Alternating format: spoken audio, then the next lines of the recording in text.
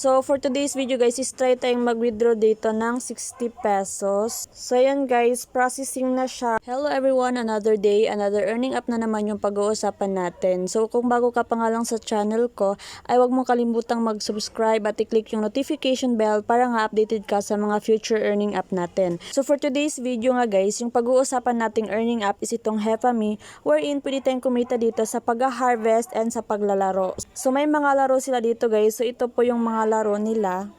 Pwede din tayong makakuha ng red packet dito sa Hefami Monopoly. Maglalaro nga lang tayo dito guys. And may patas sila dyan para nga makakuha tayo ng pang spin. Maganda nga tong laruin guys kasi nga marami tayong makukuhang gold dito. And by that mas mapapadali natin mapalevel up yung farm natin. Ang nagustuhan ko pa sa app na to guys is that every time magpapalevel up tayo ng farm natin is mayroon tayong makukuhang red packet. Ang nagustuhan ko pa nga dito kay Hefami guys is yung butler nila is 24 hours nagwo-work unlike sa ibang app na 12 hours lang. So kahit offline ka guys is nag-harvest yung ating butler. So for today's video guys is try tayong mag-withdraw dito ng 60 pesos. So click lang natin tong withdraw.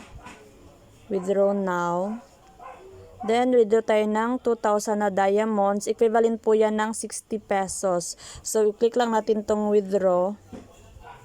Okay na yan guys, confirm lang natin. So ayan guys, processing na siya. Wait na lang natin dumating sa GCash ko. So check natin tong withdrawal records. So nakapag-cash out na pala ako dito ng 18 pesos guys. And dumating naman sa GCash ko. Kaya legit in paying pa din yung app na to. Gusto nyo na nga i-try to, mag-install na din kayo para nga sabay-sabay na tayong kumita dito. So yun lang.